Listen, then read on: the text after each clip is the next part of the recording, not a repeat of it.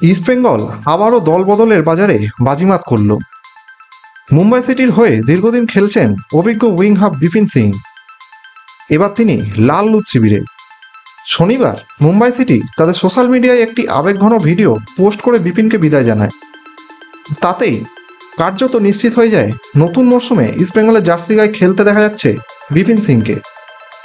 যদিও এখনও ক্লাবের তরফে কোনো অফিসিয়াল ঘোষণা আসেনি, তবে অনেকদিন ধরেই ইস্টবেঙ্গল বিপিনকে চাইছিল।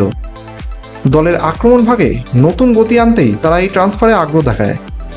এখন সেটাই বাস্তবের পথে। 2018 সাল থেকে মুম্বাই সিটির হয়ে খেলছেন বিপিন। সার্জিও লোবেরার কোচিংয়ে আইএসএল শিল্ড জয় তার অবদান ছিল চোখে পড়ার মতন। এমনকি মোহনবাগানের বিরুদ্ধেও দুর্দান্ত পারফরমেন্স রয়েছে তার নামের পাশে। এই অভিজ্ঞতাই কাজে লাগাতে চাইছে ইস্টবেঙ্গল ম্যানেজমেন্ট। নতুন মরশুমে তারা যে বড়সড় কিছু করতে চাইছে তারই প্রথম পদক্ষেপ হিসেবে দেখা যাচ্ছে বিপিনের অন্তর্ভুক্তিকে। তবে একটা প্রশ্ন উঠছেই, বাঁ দিকের উইং হাফ পজিশনে তো ইতিমধ্যেই রয়েছেন পিভি বিষ্ণু আর নাওরেম মহেশ সিং। তাহলে বিপিন কোথায় খেলবেন? আর জাতীয় দলেও এখন ওকে নিয়মিত দেখা যায় না। ফলে কিছু সমর্থক ইতিমধ্যেই প্রশ্ন তুলছেন, 30 বছর বয়সী এই ফুটবলারকে দলে নিয়ে কি সত্যিই লাভবান হবে ইস্টবেঙ্গল?